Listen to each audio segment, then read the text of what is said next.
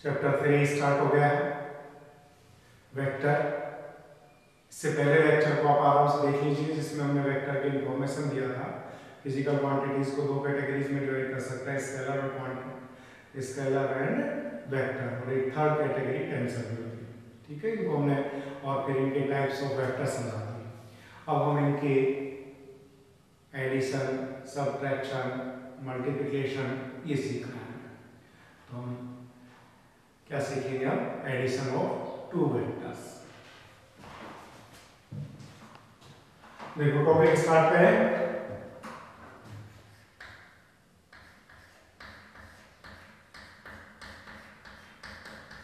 Addition of two vectors,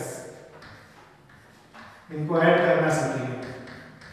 जिस तरह से अभी तक हम अलजेब्रिक सम करते थे उससे थोड़ा डिफरेंट है। इसके लिए कुछ लॉ दिए हुए हैं, जिनमें फर्स्ट लॉ अपन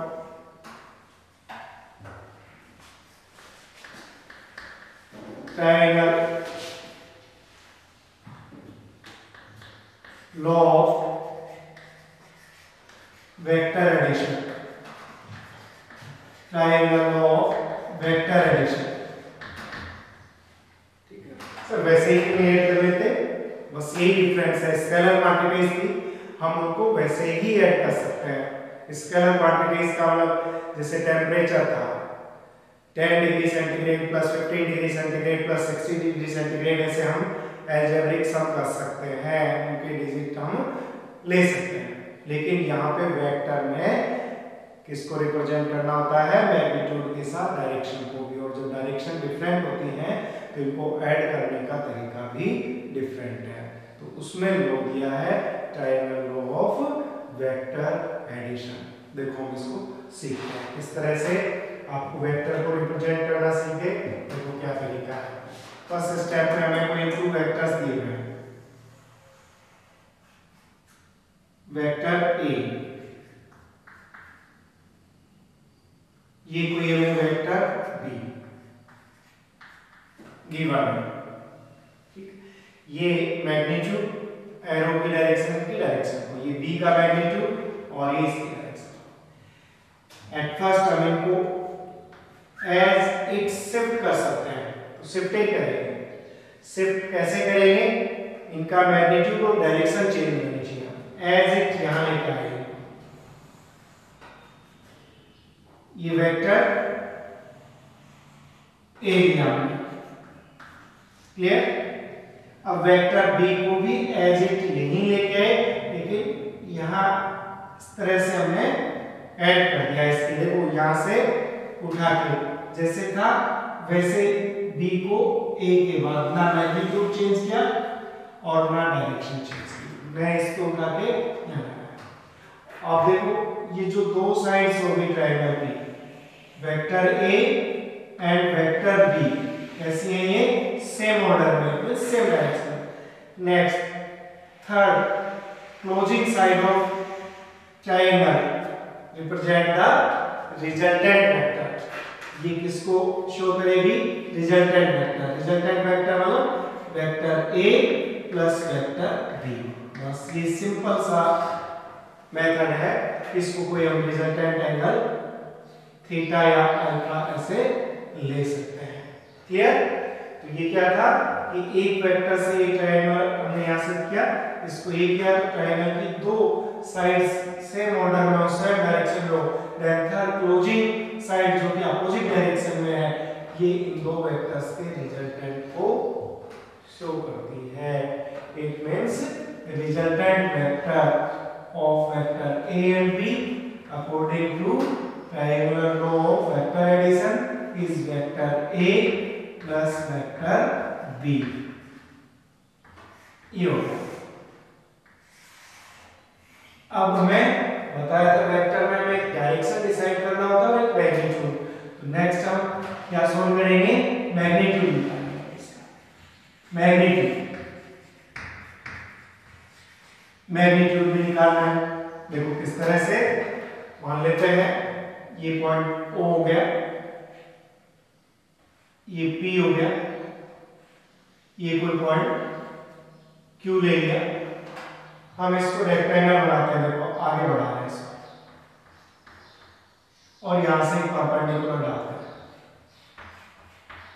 ये एंड पॉइंट ये परपेंडिकुलर, इस एंगल को हमने क्या लिया थीटा ले लिया। तो अब हमारे पास देखो जो ट्रायंगल मैग्नीट्यूड हमें निकालना था, तो देखो जो ट्रायंगल कौन सा ओ एन पी, जो ये ट्रायंगल एक रेक्टेंगल है, तो यहां से हम देखो क्या कर सकते हैं, ओ क्यू स्क्वायर, ये इसका बेस हो गया, ये इसका परपेंडिकुलर हो गया और ये क्या हो गया हाइपोटेन्यूज हो गया। तो देखो O Q square equal to हम क्या लिखते हैं, यहां से ओ एन मीन्स कितना हो गया, देखो O P plus P L, लिखूं मैं O P plus P L, जो यहां से यहां तक की साइड जो अपने पास O P plus P L plus N Q square, आगे बात समझ। बस अब हमें मैग्नीट्यूड के लिए देखो ये हमें दिया हुआ ये वेक्टर ए था और ये वेक्टर क्या था बी, हमें ये साइड तो नॉन है, ये साइड हमें निकालनी है पी एन। तो देखो यहां से हमारे पास इस ट्रायंगल में देखो कौन सा ट्रायंगल,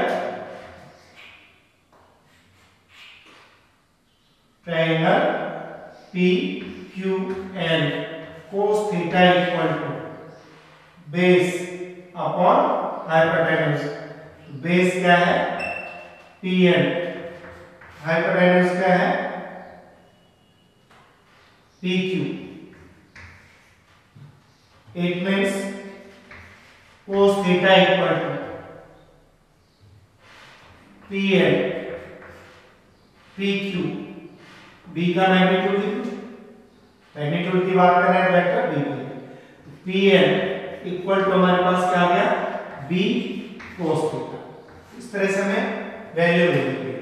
और वैसे भी देखो ये बी है, ये बी cos थीटा और इसका परपेंडिकुलर क्या आएगा बी sin थीटा, समझ में आई बात। फिर देखो यही हम sin थीटा निकालें इसी ट्रायंगल में, sin theta equal to perpendicular देखो ये N P sin theta upon P Q, it means हमारे पास क्या आ गया N P upon P Q B, तो यहां पे दूसरी side N P equal to मिल गया हमें बी sin थीटा। देखो ये दोनों वैल्यू मिल गई हमें, सिर्फ आप 10th लेवल से तो करेक्टली लिख सकते हैं, ठीक है। पी एन इक्वल टू अपने पास ये बी था, ये बी cos थीटा और परपेंडिकुलर क्या आएगा बी sin थीटा, तो पी एन की वैल्यू मिल गई और एन पी की वैल्यू मिल गई। और क्या चाहिए था हमें, देखो ये क्या था एन पी, सॉरी क्या था एन क्यू, क्या था ये एन क्यू,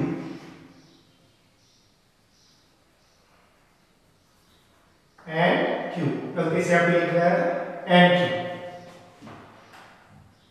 तो अब हमें पी एन और एन क्यू दोनों की वैल्यू मिल गई, दोनों की वैल्यू यहां लिखते हैं। O Q square, O Q तो क्या है रिजल्टेंट वेक्टर, देखो ओ क्यू इक्वल टू मैं क्या लिख रहा हूं R square equal to OP, OP कौन सा था ए का मैग्नीट्यूड लिख दो यहां पे प्लस आगे क्या है Pn, Pn की वैल्यू यहां से लिखो b cos थीटा स्क्वायर कर दो प्लस nq, nq यहां से देखो क्या लिखा हुआ है b sin थीटा, ये होगी बात समझ। देखो सोल्व करो r square equal to a square plus a plus b का होल स्क्वायर कैसे करते हो 2ab cos theta plus b square यानी b square cos square theta plus b square sin square theta. Solve करें इसको। r square equal to a plus 2ab cos theta plus b square को बाहर ले ले तो अंदर क्या बच गया cos square theta plus sin square theta और इसकी वैल्यू क्या होती है 1। तो हमारे पास r इक्वल टू क्या बच गया भाई r square equal to a square plus 2ab cos theta plus b square. आगे बात समझ। और चाहे r इक्वल टू हम अंडर रूट ये ले लें a square plus b square plus क्या था 2ab cos थीटा। ठीक है ऐड में यहां लिखिए यहां लिखिए इससे कोई तो हमें रिजल्टेंट वेक्टर ये मिल गया।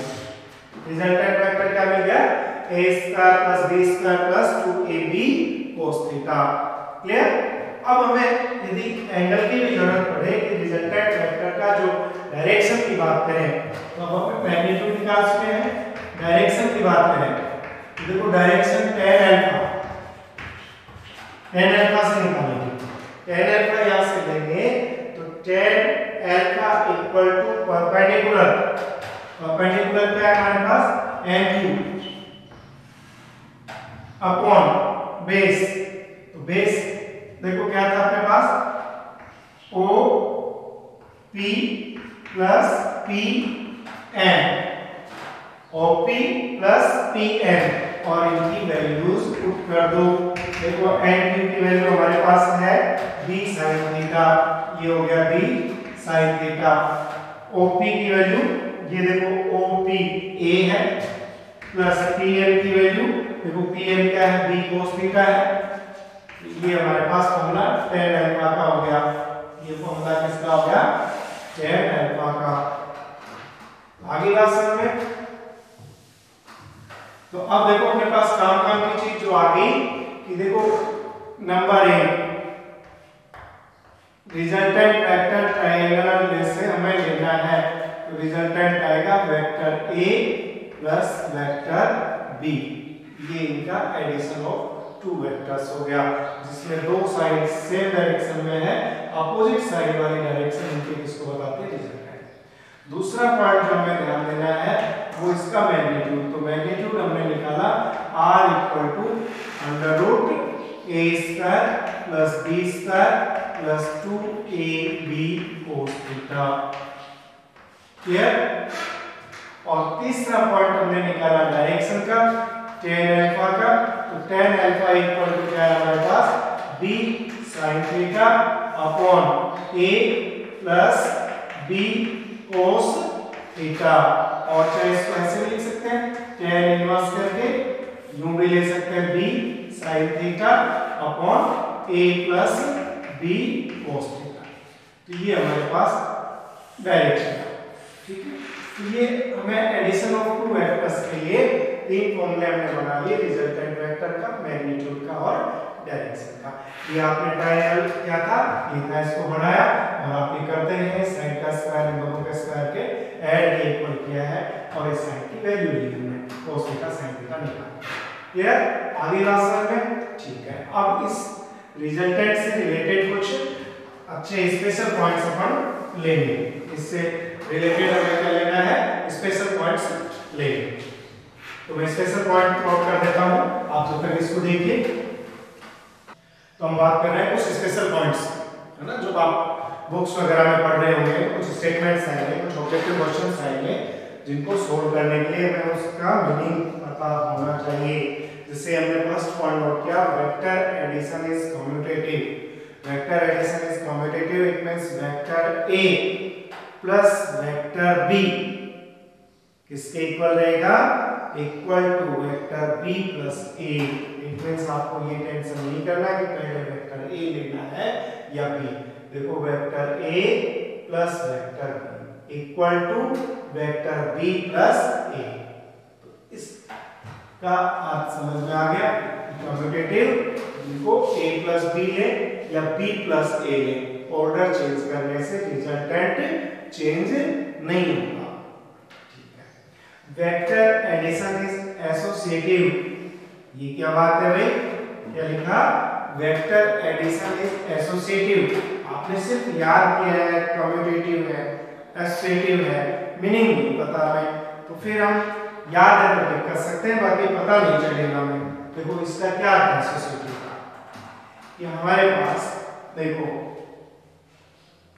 Vector A plus vector B, हमने इसमें कोई थर्ड वेक्टर सी ऐड किया, इनको ए और बी को एसोसिएट किया, इसमें थर्ड वेक्टर सी, इसका ऑर्डर चेंज करें कि वेक्टर ए प्लस अब किसको एसोसिएट किया बी प्लस सी, तो रिजल्ट पर कोई फर्क नहीं पड़ेगा। ए प्लस बी एसोसिएट करके सी में ऐड करें या ए को ऐड करके बी प्लस सी को ऐड में करें, रिजल्ट दोनों के कैसे आए इक्वल। तो बात समझ में आई, कम्यूटेटिव और एसोसिएटिव, थर्ड वेक्टर को इसमें ऐड कर सकते हैं। Resultant vector will be maximum when they parallel. Resultant vector will be maximum, ऐसे रखा नहीं लगाना। देखो resultant vector हमारे पास क्या था r इक्वल टू, ये फॉर्मूला आया कि हमारे पास a square plus b square plus 2ab cos theta.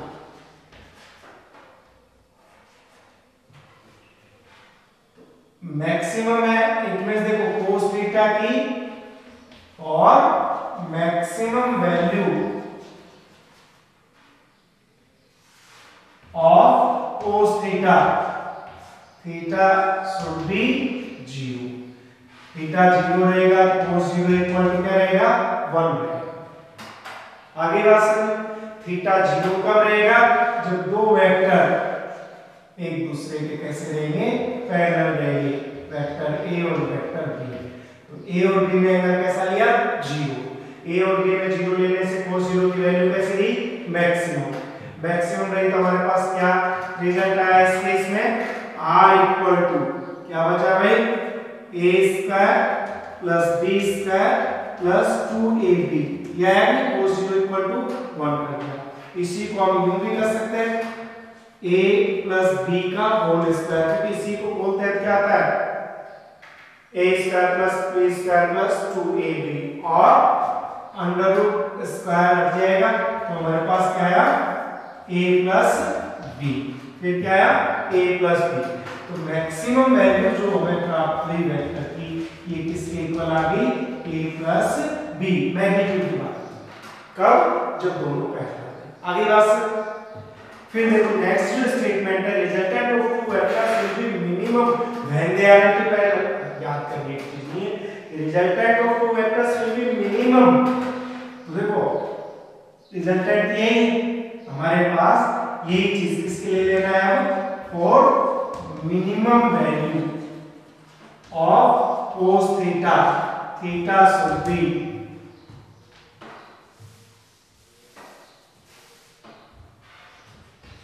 क्योंकि cos 180 की वैल्यू कैसी होती है -1 नेगेटिव, ये मिनिमम है। 90 लेंगे तो 0, 0 के बाद भी नेगेटिव 180 -1। तो देखो मैं यहाँ पे रखूं तो और 180 का मतलब when two वेक्टर्स से ये वेक्टर a और ये वेक्टर b कैसे हैं एंटी पैरेलल हैं, ये दोनों कैसे हैं एंटी पैरेलल हैं। एंटी पैरेलल का मतलब थीटा कैसा है 180 है, तो यही तो लिखा एंटी पैरेलल का मतलब कैसा हो एंगल 180 लिखा तो यहाँ पे माइनस, यानी हमारे पास फॉर्मूला जो आया वो देखो यहाँ पे लिखो 180। तो फॉर्मूला हमारे पास क्या है r equal to under root a square plus b square और यहाँ पे साइन कैसा हो गया माइनस का, क्योंकि cos 180 का -1। और इसी को हम क्या लिख सकते हैं a माइनस b का होल स्क्वायर लिख सकते हैं, और इसी को क्या लिख सकते हैं a minus b। It means हमारे पास जो r मिनिमम की वैल्यू प्राप्त हुई वो क्या हुई a माइनस b। फिर अब देखो एक और चीज आ रही है कि a माइनस b, a और b की मैग्नीट्यूड अलग है, तो कभी 0 हो सकता है क्या नहीं, 0 होने के लिए दोनों के मैग्नीट्यूड कैसे होने चाहिए इक्वल होने चाहिए। तो नेक्स्ट स्टेटमेंट क्या लिखा resultant of two vectors of unequal magnitude can never be 0, जो अनइक्वल रहेंगे ये 10 है ये 8 है, 10 - 8 2 आएगा, कभी भी 0 अनइक्वल है तो 0 हो ही नहीं सकता। फिर 0 करने के लिए अनइक्वल है तो मिनिमम हमें कितने वेक्टर्स की 3 वेक्टर्स की जरूरत पड़ेगी। आई बात समझ में? कितने वेक्टर्स की जरूरत पड़ेगी? हमें 3 वेक्टर्स की जरूरत पड़ेगी यदि अनइक्वल है। अच्छा, इसके अलावा कहीं बुक्स में ये तो हमने क्या पढ़ा था, triangular law of vector addition, उसके हमने एक खास पॉइंट पढ़ी। अब एक और है इसी का क्या, पैरेललोग्राम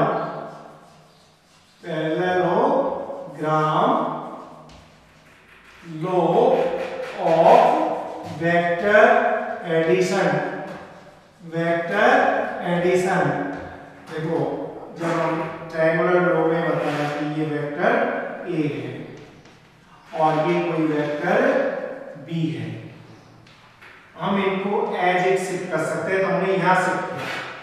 यदि आपने गलती से यहां शिफ्ट ना करके, ये तो हमने ए को एज इट कर दिया और इसको यहां शिफ्ट कर देते वेक्टर बी को, तो हम इस लॉ की हेल्प से भी इसको कर सकते हैं। कि कैसे करेंगे, तो देखो हम एक पैरेललोग्राम बनाते हैं, ऐसे परपेंडिकुलर बनाते हैं, ठीक है, ये इसी और फिर ये यहाँ इसको क्लोज साइड।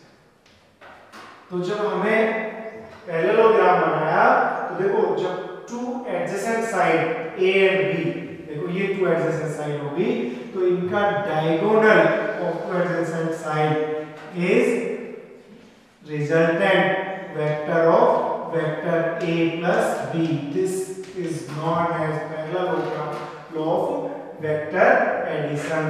आगे बात समझ, ये बिल्कुल उसी तरह से है, कोई अलग से जरूरत नहीं पड़ी, क्योंकि देखो इसका वापस ये ट्रायंगल बन गया, ये फिर ये साइड हमने ली, देखो ये triangular law a plus b equal to क्या हो गया अपने पास, r equal to a plus b।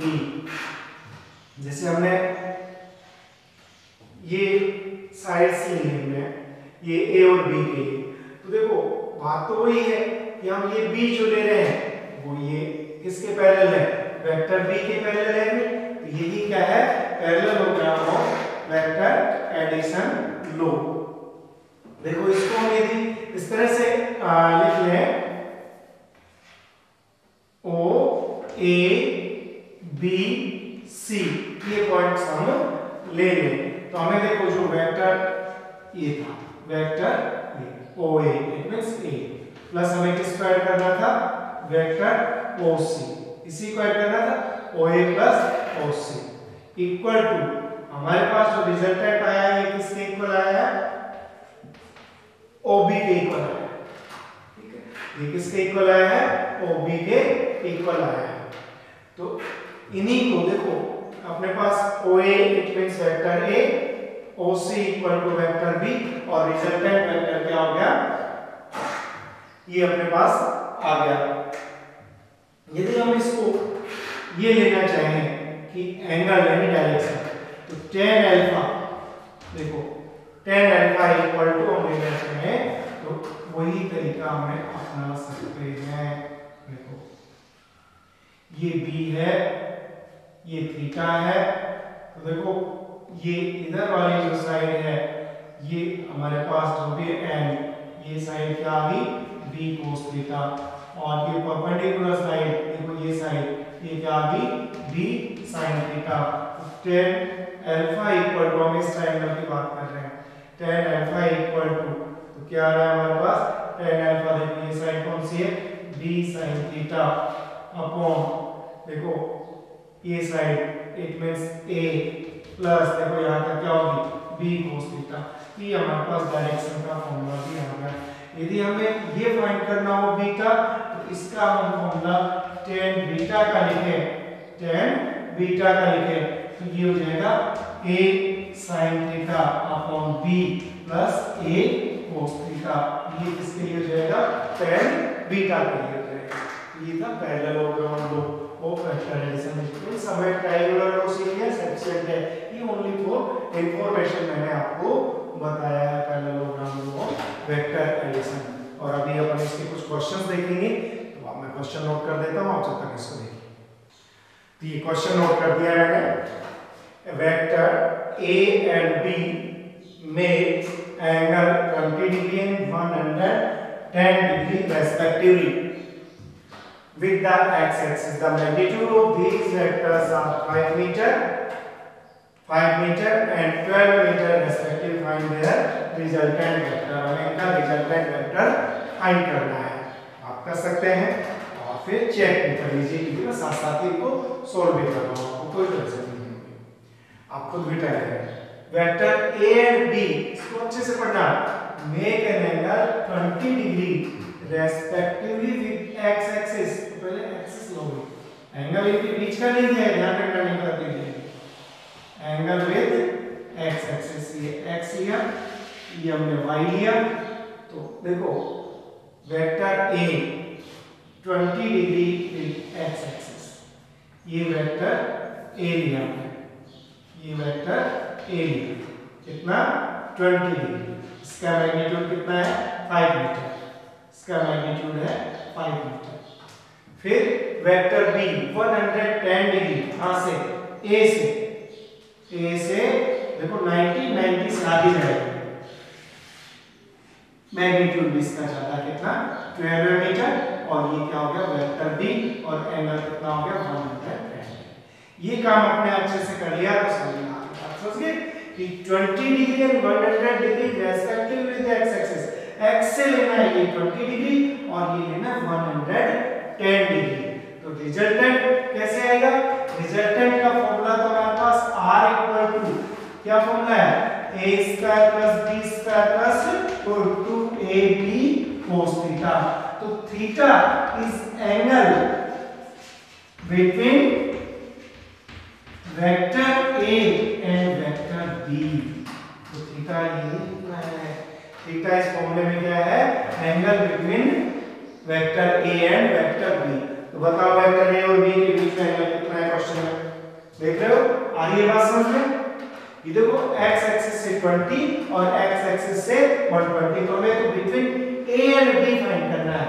तो a एंड b हमें फाइंड करना है। तो देखो ये टोटल एंगल कितना है 110, ये माइनस कर दो तो कितना बच गया 110 minus 20, angle between vector a and b is 110 minus 20, it means 90 degree. और यहाँ पे क्या लिख दो cos 90, तो cos 90 लिखते हैं, cos 90 का मतलब कितना होता है 0, ये वैल्यू क्या होगी 0। तो हमारे पास बचा under root a square plus b square. आगे बात r equal to a square, a का मैग्नीट्यूड 5 और b का मैग्नीट्यूड 12। तो अपने पास r इक्वल टू 25 प्लस कितना हो गया 144, इट मींस 25 140 और 169 का रूट कितना होता है भाई, बोलो 13 होता है ना, चेक करना भाई। तो हमारे पास r इक्वल टू आ गया 13 मीटर, ये इसका हो गया रिजल्टेंट वेक्टर मिल गया है, कितना 13 मीटर। आई बात समझ में? दोनों वेक्टर्स का रिजल्टेंट हमें क्या मिल गया 13 मीटर। और सर डायरेक्शन भी पूछ लेता तो देखो डायरेक्शन भी फाइंड कर सकते हैं, डायरेक्शन फाइंड कर लो। ए और बी दोनों वेक्टर देखो क्या बना दो है, देखो ये तो हमारे पास वेक्टर ए जिसका मैग्नीट्यूड 5 मीटर था, और ये वेक्टर बी जिसका 12 मीटर था। दोनों के बीच में एंगल कितना है 90 डिग्री। ये बड़ा है ये छोटा है, तो रिजल्टेंट देखो बड़े मैग्नीट्यूड की तरफ जाएगा। ये इनका क्या हो सकता है रिजल्टेंट वेक्टर r। तो रिजल्टेंट वेक्टर हम लेना चाहें r, तो देखो क्या फॉर्मूला था भाई, रिजल्टेंट वेक्टर tan अल्फा निकाला था ना, दोनों के लिए हमने क्या निकाला था tan अल्फा। कैसे, ऐसे नहीं किया था कि अपने पास कोई वेक्टर a है, ये वेक्टर b है और ये इनका रिजल्टेंट, रिजल्टेंट के लिए हमने क्या निकाला था अल्फा। तो ये एक्चुअल में एंगल किसके बीच में था, वेक्टर ए और बी का एंगल हम ले रहे थे। tan अल्फा देखो क्या था हमारे पास b sin theta upon A plus B cos theta, यही था। तो देखो tan alpha equal to theta हमने फाइंड किया, तो b sin 90 अपॉन a प्लस b कोस 90, तो sin 90 तो कितना हो गया भाई, sin 91, हमारे पास बच गया b और नीचे a, क्योंकि b cos 90 का होता है 0, तो ये 0 हो गया, और b अपॉन a का मतलब 12 अपॉन a, तो alpha equal to tan inverse क्या लिखेंगे 12 अपॉन a इक्वल टू कितना दिया 5, 12 अपॉन 5। आगे बात समझ में कि आप स्टेप बाय स्टेप आगे आप इस तरीके से भी कर सकते हैं। आगे बात समझ में, नेक्स्ट क्वेश्चन देखते हैं। देखो प्रैक्टिस करते रहिए, कोई भी क्वेश्चन मुश्किल नहीं है। अभी हम छोटे छोटे क्वेश्चन कराएंगे, इसके साथ एक्सरसाइज कराएंगे, तो आपको सभी क्वेश्चन इसी में रहेंगे, है ना। सभी बुक्स के भी इन्वॉल्व करने की कोशिश करेंगे। आपकी एनसीईआरटी बुक्स के क्वेश्चंस भी होंगे, डीसी पांडे के भी होंगे, एचसी वर्मा के भी होंगे, जो भी अच्छी बुक्स होंगी उनके सब के क्वेश्चंस मैं इनमें इन्वॉल्व करूंगा। नेक्स्ट क्वेश्चन देखिए, नेक्स्ट क्वेश्चन में नोट कर रहा हूं। अभी हम अंडरस्टैंडिंग पढ़ा रहे हैं, फॉर्मूले जो सीख रहे हैं उनके लिए। Figure show a parallelogram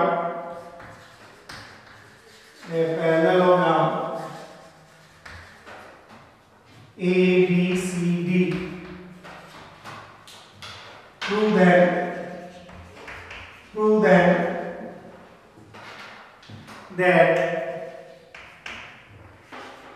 vector AC plus vector BD equal to vector 2BC, और हमें ये पैरेललोग्राम इस तरह से गिवन है, A B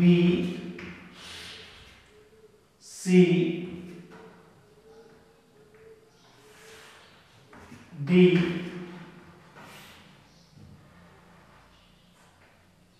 A, और इसके ये दो डायगोनल्स हमें गिवन है, ये फर्स्ट डायगोनल, ये सेकंड डायगोनल, ठीक है। तो हमें देखो प्रूव करना है AC चेक कर लो, ये AC डायगोनल है। तो देखो AC डायगोनल जो है, हम ट्रायंगुलर रो लगा सकते हैं इसमें ये दो साइड से ऑर्डर में है, थर्ड साइड कैसी है अपोजिट ऑर्डर में है, तो बात समझ में आ गई होगी कि जो AC है किसके इक्वल रहेगी भाई, vector AB plus vector BC के इक्वल रहेगी।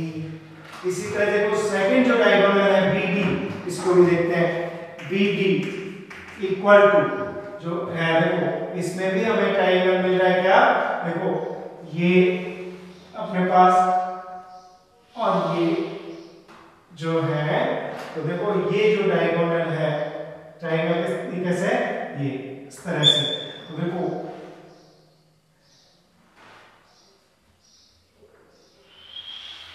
ये जो डायगोनल है किसके इक्वल रहेगा, देखो भाई AB और प्लस, अच्छा पॉइंट हमने यहां भी लिखा है B, ये पॉइंट कैसा है D, तो BD इक्वल टू किसके इक्वल रहेगा, AB के इक्वल टू किसके रहेगा, AB के इक्वल। तो देखो BD equal two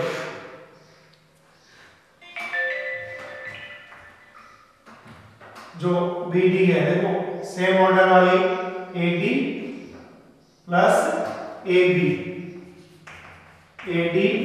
plus AB के इक्वल हो गया, और ये दोनों वैल्यूज हम यहाँ पुट कर रहे हैं। करो पुट और चेक करो आप इसको, दोनों को पुट करके और चेक कर लो,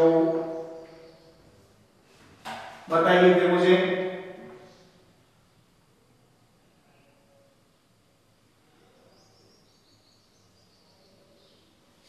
आ रही बात समझ में कि हमने देखो सबसे पहले क्या लिया, ये डायगोनल लिया AB प्लस BC, फिर ये डायगोनल लिया। हमें यदि इसका डायरेक्शन इसमें नहीं मिला तो भी टेंशन करने की जरूरत नहीं, हम यहां से ले सकते हैं इसको, देखो BC प्लस CD, और ये कैसे होगी क्लोजिंग साइड होगी, तो हम देखो इसको यूं भी लिख सकते हैं, vector BD equal to vector BC plus C D यूं भी ले सकते हैं। अब हमें इसको प्रूव करना था तो AC प्लस BD, देखो AC की वैल्यू रखिए AB vector plus BC vector, ये हमने किसकी वैल्यू रखी है प्लस BD की वैल्यू रखिए BC plus CD equal to क्या लिखा हुआ है, हमें प्रूव करना है ये किसके इक्वल रहेगा 2BC के इक्वल रहेगा। तो दोनों को हम ऐड कर लिया, क्या ऐड कर रहे हैं हम दोनों, हमने ये ऐड किया AC प्लस वेक्टर BD, ये काम किया, ये इसके इक्वल आना चाहिए, हमें ये प्रूव करना है। AC की वैल्यू ले ली, BD की वैल्यू ले ली, दोनों की वैल्यू पुट कर ली, चेक करते हैं देखो क्या आता है। AB plus BC plus BC, देखो AB प्लस BC और BC 2BC प्लस CD, ठीक है ये आ रहा है। अब देखो यहाँ पे ये तो वेक्टर AB और ये वेक्टर CD, तो हमें ये वेक्टर CD, तो देखो वेक्टर AB क्या ले सकते हैं, वेक्टर AB ये जो है minus vector CD, opposite vector हो गए, यानी AB का नेगेटिव वेक्टर कौन सा है CD, तो देखो यहां मैं नोट करूं minus CD plus 2BC plus CD vector, तो ये पॉजिटिव ये इसका नेगेटिव वेक्टर, तो हमारे पास vector AC plus vector BD equal to क्या बच गया भाई, देखो सिर्फ 2BC जो कि हमें प्रूव करना था, जो है प्रूव करना था। तो सिंपल सा हमने AC लिया, ये AC लिया AB प्लस BC के, फिर BD लिया BC प्लस CD के, CD की जरूरत नहीं थी, तो CD AB का नेगेटिव वेक्टर है, हमने इसको करके हटा दिया, ठीक है। और एक क्वेश्चन करते हैं साथ साथ, ऐसे ये आपकी अंडरस्टैंडिंग बढ़ाएंगे, लॉज को और मजबूत करेंगे, जो हमें ट्रायंगुलर लो और पैरेललोग्राम जो लो लिया है उसके। और एक क्वेश्चन देखो, नेक्स्ट क्वेश्चन जो है नोट कर लो पहले, two force each equal to 10 dyne, ये कॉन्सेप्ट पे आ गया, मैं बताऊंगा 10 dyne are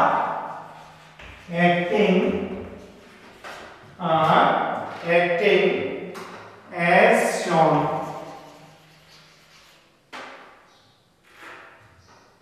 in the figure, इसका फिगर गिवन है इसकी तरह से ये शो है। Then find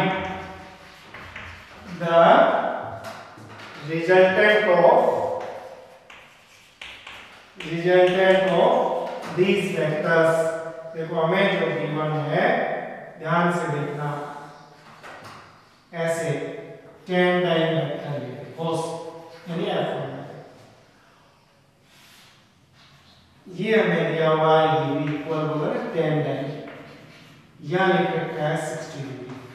so simple resultant निकालेंगे, a square plus b square plus 2ab cos theta, और थीटा तो हमें 60 डिग्री दिया हुआ है, तो हम खट से cos 60 लिखेंगे और ये हो जाएगा 9।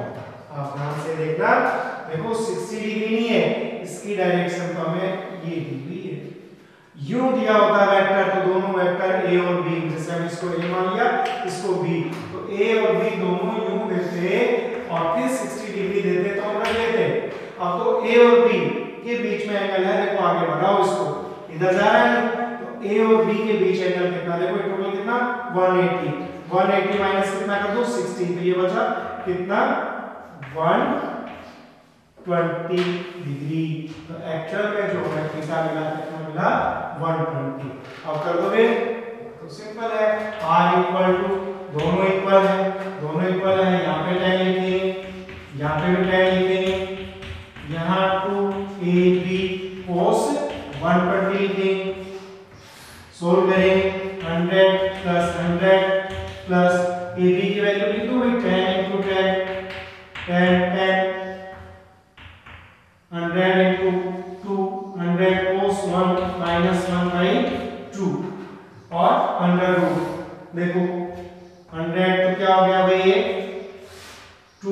तो ये हो गए 100 प्लस 100 और ये माइनस है 2 यानी 100 तो कितना हो गया अंडर रूट 100 इट मींस कितना है 10 न्यूटन इसी इक्वल आ गया। आई बात समझ में। और ध्यान रहे इसको हम जब ये क्लास पॉइंट में नोट कर लो, जब दोनों वेक्टर कैसे हैं, two vectors are equal magnitude, जैसे 10 और 10 दिया ना, तो सिंपल सा तरीका क्या अपना लो, जब दोनों वेक्टर्स इक्वल मैग्नीट्यूड के यानी वेक्टर ए वेक्टर बी जो दोनों हैं इसी ए के इसका मैग्नीट्यूड बी का मैग्नीट्यूड कोई वेक्टर ए है तो resultant simple 2a cos theta by 2 लिख सकते हैं। ये रिजल्टेंट वेक्टर होगा कैसे 2, जैसे यहाँ पे a प्लस b इक्वल दोनों 10 थे, थीटा कितना था 120 अपॉन 2 करेंगे कितना हो गया cos 60, तो 2 into 10 और cos 60 कितना होता है भाई cos 60 कितना होता है 1/2। देखो पेंसिल बार कितना है अपने पास 10 न्यूटन, ये सब करने पे भी यही आएगा इजीली 10 न्यूटन आ गया अपने पास। ठीक है, और बात है इनके रिजल्टेंट की, तो रिजल्टेंट में निकाल सकते हैं इनका किससे tan अल्फा से, tan अल्फा से फिर फॉर्मूला पर रख देंगे। आगे बात समझ में आ गया, देख लेंगे ये मेथड भी अपना सकते हैं, ये मेथड भी ले सकते हैं। और देखते हैं क्वेश्चन, इसको खूब काम में लो, रिजल्टेंट वाले फॉर्मूले को खूब प्रैक्टिस में लेकर आइए। देखो हमें चलो एक क्वेश्चन यूं दिया हुआ है, ये कोई ब्लॉक है और इस ब्लॉक पे हमें ये 3 न्यूटन फोर्स और 4 न्यूटन फोर्स ऐसे लगा हुआ है। इसी ब्लॉक पर फोर्स की डायरेक्शन चेंज करेंगे, ये तो वेक्टर है, हमें ये 4 न्यूटन फोर्स और ये 3 न्यूटन फोर्स यूं मिले, या फिर ये 4 न्यूटन फोर्स और ये हमें मिले 3 न्यूटन फोर्स। तो देखो अलग अलग हो गई, तो इनमें रिजल्टेंट फोर्स फाइंड करना है। तो यहाँ ये दोनों कैसे हैं पैरेलल है, पैरेलल है तो कैसा थीटा 0 है, थीटा इनके बीच में क्या है 0, और 0 पे तो मैक्सिमम होगा ना r इक्वल टू थीटा 0 होता है, तुमने पढ़ा था maximum r equal to a plus b के इक्वल आता है, a का मैग्नीट्यूड 3 प्लस b का मैग्नीट्यूड 7 न्यूटन, एग्जैक्ट हमने ये कर दिया। लेकिन यहाँ पे थीटा कैसा 180 में तो पता है रिजल्टेंट मिनिमम आता है, और 180 में मिनिमम कितना आएगा a माइनस b के इक्वल 4 माइनस 3 मींस कितना आ गया 1 न्यूटन। देखो यहाँ से 1 न्यूटन था, 90 कर दिया, थीटा 90 दिया तो cos 90 को हटा देते हैं, तब फिर रिजल्टेंट क्या था 90 पर तो a square plus b square का अंडर रूट, तो r equal to a square it means 4 का स्क्वायर प्लस 3 का स्क्वायर 9 कितना हो गया 25 और कितना आ गया 5 न्यूटन। तो आपको जल्दबाजी नहीं करनी है, सिंपल क्वेश्चन होते हैं। एक कुछ यहाँ 0 था, मिनिमम मैक्सिमम था, यहाँ देखो मिनिमम आया और 90 पर था, जो हमारे पास कितना आया 5 न्यूटन। और इसमें 3 और 4 का मान देखो ट्रायंगल बताया था आपको, इस तरह से ये इसका मैग्नीट्यूड 3 है, इसका मैग्नीट्यूड 4 है, तो ये जो साइड आएगी कितनी आ जाएगी 5 आ जाएगी, और 3 और 5 जहाँ होते हैं y में कितना होता है 53 होता है, जहाँ इसके सामने वाला एंगल कितना होता है 37, ये अपने पास 90 डिग्री है।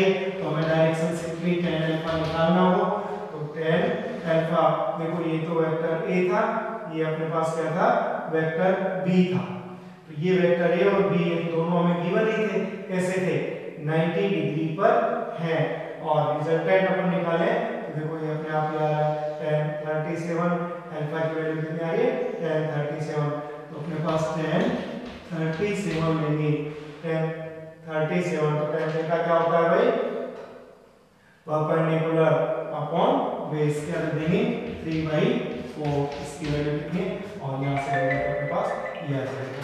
अभी बात समझिए और ट्राई करते हैं। देखो क्वेश्चंस इतने करो कि आपके ये फॉर्मूले जहन में बैठो। Two vectors having equal magnitude of 5 units two vectors, vector A vector B equal magnitude 5 units.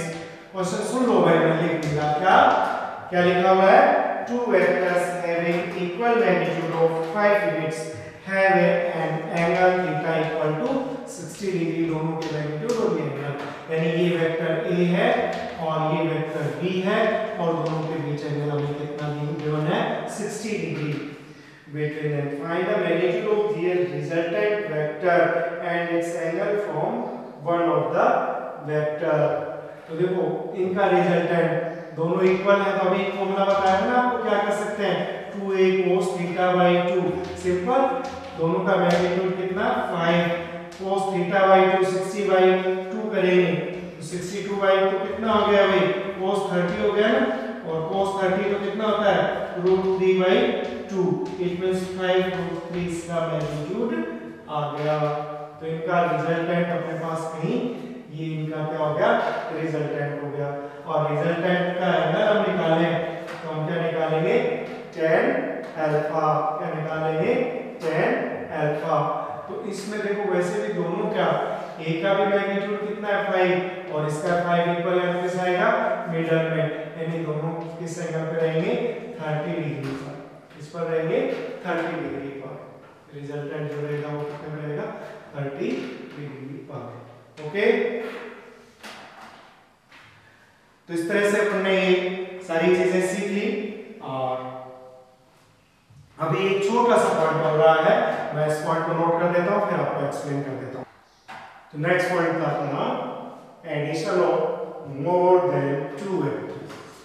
अभी हमने जो ट्रायंगल ऑफ वेक्टर एडिशन और पैरेलल ऑफ वेक्टर एडिशन देखा, उनके क्वेश्चंस देखे, और अभी नेक्स्ट जो पॉइंट है मोर देन 2 वेक्टर्स को ऐड करना है, तो हम क्या तरीका अपनाएंगे, तो इसके लिए हम एक लॉ काम लेते हैं, इसको बोलते हैं लॉ ऑफ पॉलीगॉन। क्या बोलते हैं, लॉ ऑफ पॉलीगॉन में एक सिंपल लॉ है, if some vectors are represented by sides of a polygon in same order समझ गए, same direction, then resultant vector is represented by the closing side of polygon, जहां closing side of triangle का वहां क्या है, closing side of polygon in the opposite order। यहाँ क्या कि 2 वेक्टर्स नहीं, more than 2 है, समझ गए। तो अब देखो किस तरह से, इसको नोट कर लीजिए, if some vector are represented by side of a polygon in same order, then resultant vector is represented by the closing side of polygon in the opposite order। Note किया, अब समझिए, जैसे हमें कोई ये वेक्टर ए मिला है, ये कोई हमें वेक्टर बी मिला है, कोई वेक्टर हमें सी मिला है, और ये हमें कोई वेक्टर डी मिला है। तो इनको हम एज इट बताया था शिफ्ट कर सकते हैं और एक पॉलीगॉन बनाते हैं, मोर देन 4। देखो इसको एज इट हमने ये शिफ्ट किया, ये हमारे पास क्या है वेक्टर, ठीक है, इसको भी एज इट शिफ्ट कर सकते हैं, ये हमारे पास क्या हो गया वेक्टर बी, इसको मैंने यहाँ शिफ्ट कर दिया, इसको भी एज इट, ना डायरेक्शन चेंज करनी और ना मैग्नीट्यूड चेंज करना, ये हो गया हमारे पास वेक्टर सी। इसको भी इसी ऑर्डर में, सेम ऑर्डर, ये वेक्टर में ए बी सी, और ये कौन सा एरिया में वेक्टर डी, ठीक है। तो अब देखो ये पॉलीगॉन की 1 साइड 2 साइड 3 साइड और 4 साइड, तो हम इनका रिजल्टेंट निकालना है, तो हमने क्या लिखा, resultant vector is represented by the closing side, देखो ये closing side of polygon in the opposite order, ये अपोजिट ऑर्डर, तो ये किसको बताएगी रिजल्टेंट। आगे बात समझ में, सिंपल सा तरीका था कि हमें कोई भी वेक्टर दिए हैं, इनको एक पॉलीगॉन बना देंगे, इनका शिफ्ट करके, शिफ्टिंग में मैग्नीट्यूड चेंज नहीं होना चाहिए, डायरेक्शन में चेंज नहीं होनी चाहिए। तो क्लोजिंग साइड है जो vector A plus vector B plus vector C और प्लस वेक्टर डी के इक्वल रहेगी। आगे बात समझ में?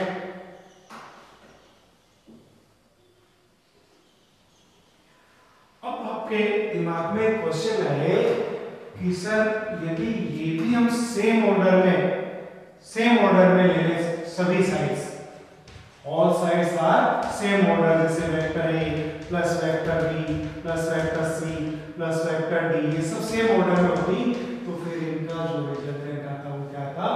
Zero vector. फिर इनका रिजल्टेंट जो आता वो क्या था? Zero vector. आई बात समझ में?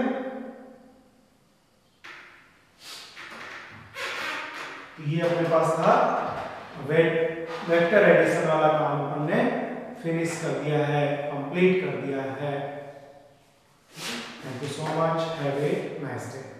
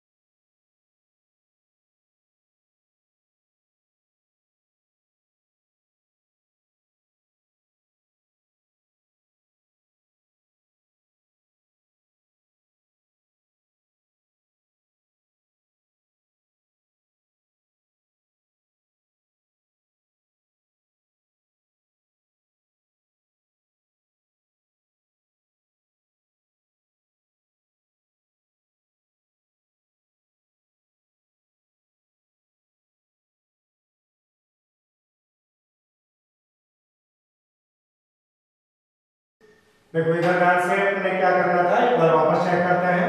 ए B plus A C equal to N find करना था। हमने ए बी की वैल्यू ली, देखो यहां से ए बी की वैल्यू ली हमने कैसे, A O plus O B, triangular law लगा दिया। ऐसे हमने ए सी की वैल्यू ली, ये ए सी था, यहाँ भी ट्रायंगुलर में ए ओ प्लस ए सी, दोनों की वैल्यू लिखी। हमारे पास आ गया देखो ओ बी प्लस ओ सी और ए ओ प्लस ए ओ यानी 2AO equal to N A O में दिया हुआ है।